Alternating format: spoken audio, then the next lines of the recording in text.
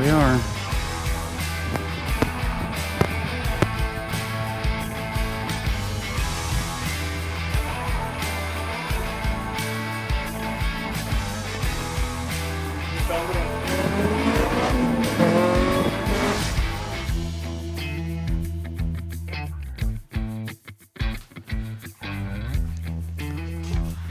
So this is part 2 of the last video I put out on my CRX trade offer.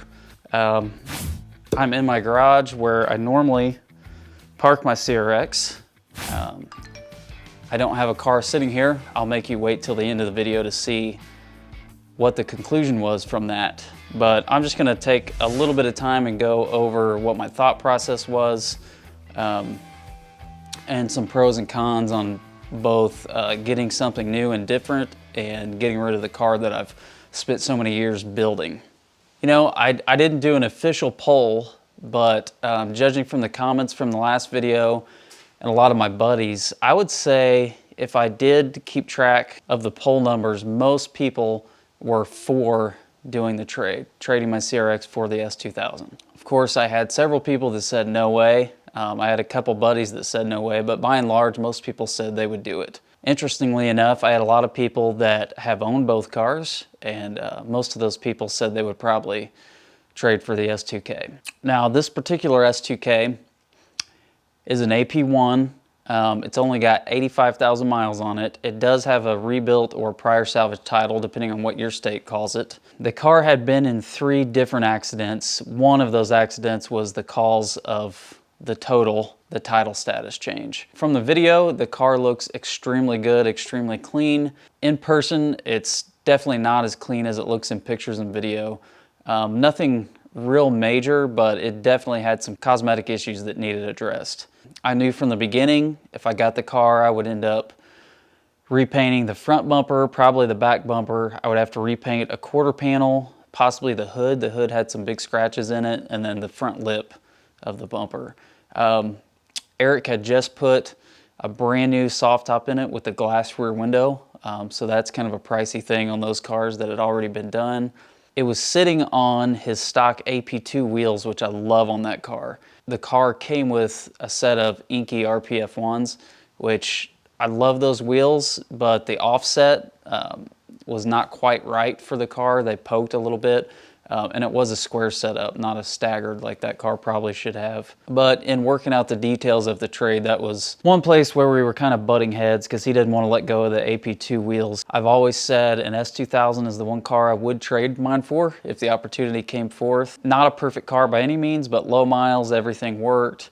And because of the flaws that it had, I thought it was a pretty fair deal on both sides. I'd never driven an S2000 before, and driving around in both of his, I gotta say, it is a pretty cool experience. Totally different than any other Honda I've ever driven. The gearbox is super tight, close together. The way that you sit in the car, you sit way low with high door panels. It feels more like a cockpit. I love the controls, the interior, a lot better materials inside. Love the interior of the car. I've always loved the wide fenders, the hoods, the whole body line of these cars. I just think they're gorgeous and they're pretty timeless. Driving the car, they're not a fast car per se, but they're quick enough to have a lot of fun. The 50-50 weight distribution is great. They're great handling. I mean, one good thing about the S2000 is it's still new enough. You can find all kinds of parts for them. The bad news is some of those parts are pretty expensive. If I did the trade, I knew the car would pretty much stay in stock form for quite a while. If he wasn't willing to give me the AP2 wheels for it, I was probably gonna sell or try to trade the inky wheels for some stock AP2 wheels. I just think they look clean and classy on the car. Plans for it would be basically just whip it back into shape, fix the cosmetic things. I'd like to lower it just a little, give it a nice low stance, and wheel fitment. I mean, either get the stock AP2 wheels to fit right as it's lowered or get some different wheels. But I think those cars just lowered with some nice wheels that fit perfect, I think they just look almost perfect. I've never been a big fan of convertibles, but I'll have to say putting the top down, driving around was a pretty cool experience. I come from a long pedigree of having a lot of sport bikes and motorcycles, so I can definitely relate to to that. And I think it would be a lot of fun. My wife hates my CRX, so I was hoping, you know, going towards the S2000, it's got heat and AC, so I think she'd be more willing to ride with me in it with AC and also putting the top down. Pretty cool thing. The CRX, for those of you who have never built a car from the ground up yourself, especially an older car like that, you don't understand what it's like, because, you know, when I take it out and drive it, you know, I'm always somewhat worried about something happening. It's a fairly rare car, and especially having the JDM front end conversion on it, JDM taillights, the wheels that are JDM discontinued. You know, I've always said it's just a car. I'm gonna use it, I'm gonna drive it, but I have to admit, in the back of my head, I'm always nervous of something, you know, an animal running out in front of me, another driver hitting it, or leaving it parked somewhere. You know, last year, I had the person's engine grenade in front of me, and a bunch of parts hit the front of the car, busted my headlight. Couldn't find another glass headlight to match it, so I ended up buying a set of plastics instead. So, you know, things like that are just things you have to think about. It took me so many years to find all my interior pieces, as well as body panels, different things for the car. They're hard to find, and if you can find them, they're extremely pricey. People have hoarded them, and they're putting a tax on them now. You have to pay the rare tax. Besides that, you know, it's an older car, which makes it cooler. You see less of them on the road, especially here in the Midwest. If you do see them, they're completely rusted out pieces of junk. So seeing one like mine is extremely rare. You don't come by them. Anybody with the right amount of cash can go out. You can find an S2K, even if you have to drive a little ways to get it. CRXs like mine, no matter how much money you have, the rarity of it, if a guy has all the money in the world and you can't find it, you can't come by a car like mine. But if you have all the money in the world, you can go have one built, pay to have one built. If a guy wanted a car like mine and had the money to have one built, you know, you're looking at probably at least 6 months to a year for most shops to bring a car in, strip it down, paint, body, engine swap, all those things. So my car is definitely unique. The rarity of it makes it a little nerve-wracking to drive, whereas the S2000, that's one thing I was looking forward to. It was a low mileage car, it was completely stock, super reliable, had AC, had all that stuff, and the fact that it has a rebuilt title, it takes the collectability of it down, which means I'm more prone to go out and just drive it and enjoy the car.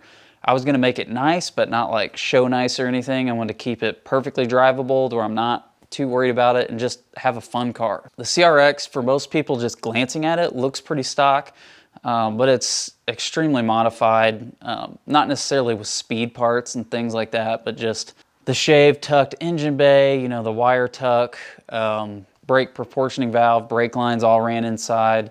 You know, all that stuff you modify on a car, you're bound to introduce issues and throw reliability out of the window a little bit. Thankfully, I've had pretty good luck with the car. It's only left me stranded 3 times. Twice were wiring issues, and once was the clutch pedal assembly actually breaking. High mileage clutches with an aftermarket heavy duty clutch, those things happen. Each of those 3 times I was able to limp the car back home under its own power. Never had to trailer it. There's no better feeling than getting in a car that you put together, that you built from the ground up yourself, and taking a 3-hour trip to a show or a car meet, making it there and making it back. Nothing feels better than that. On the opposite end though, making a trip like that and breaking down somewhere away from home, there's almost no worse feeling than that. So on long trips, I've never had an issue with the car, but it does make me nervous when I take long trips with it. Whereas it would be nice to have a stock S2000 just to jump in the car, take off, have that factory Honda reliability. I've kind of laid out the pros and cons and my thought process there. So what car do I have? Well, it's sitting right there. Let's go take a look.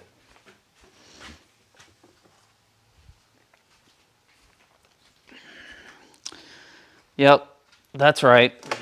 I've still got the CRX. After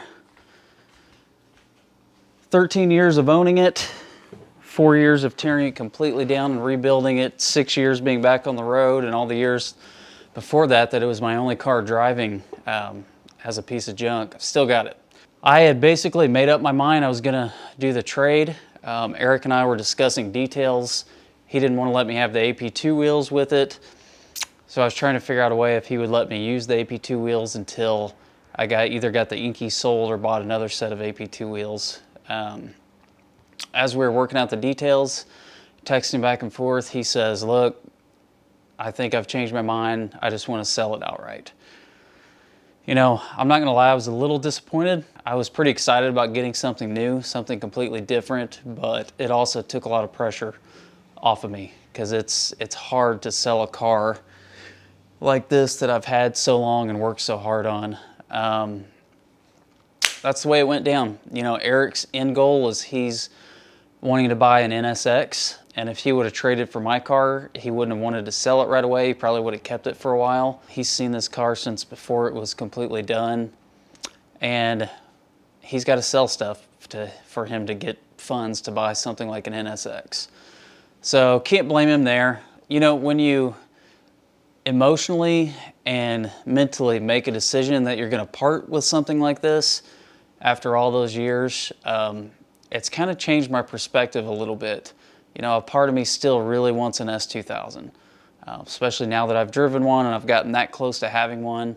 There's a lot of them for sale around here but even kind of the junky ones, kids that have rolled their fenders and not done it right, stuff like that with a lot of paint issues.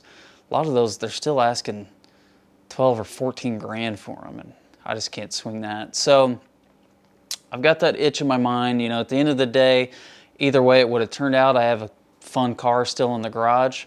I just happen to have the same old one, nothing wrong with that. But I think I'm gonna go ahead and fix that motor mount where it's ripping from the frame rail, where I had that issue. Go ahead and get that fixed. Maybe refinish the wheels, maybe not, do a couple little things. I definitely want to focus on getting my feature film that I'm gonna do of this build, get that finished, really get my act together, get that finished, get that out there, have that secured so I at least have that record of building this car if something does come up and I have the opportunity to get rid of it. And then I may take some new pictures of it. I may post it up locally on the marketplace and stuff as a trade for an S2K. Just see what happens. You know, a car like this, you don't really appreciate it until you see it in person, and I don't think most people know what it takes to build a car like this. So, you know, we'll see. Either way, I may have the car a lot longer, or I may put it up and have another trade offer. We'll see what happens, but I'm not disappointed. I still love the car, still have a fun car in the garage. Nothing wrong with that. If you like this video and appreciate the work I put into them, please give it a thumbs up. Consider subscribing. You never know what I'll put on here. I do have the feature film about this build coming up here. If I can get my act together, I will get that out here sooner than later. Also, Daniel's Mark IV Super that you saw in part 1 of this video, we're gonna do a feature of that. Super cool story behind Daniel buying his first Mark IV Super at the age of 17, flipping burgers. You'll wanna see that one. Other than that, you may see some stuff with me and my kids. You may see a little DIY thing here and there. But as far as the future of this channel, I really want to focus on the car, maybe some dirt bike stuff in there too. But that's where we're headed. Thanks for watching. Hope this segment of part 2 wasn't too boring, and see you on the next one.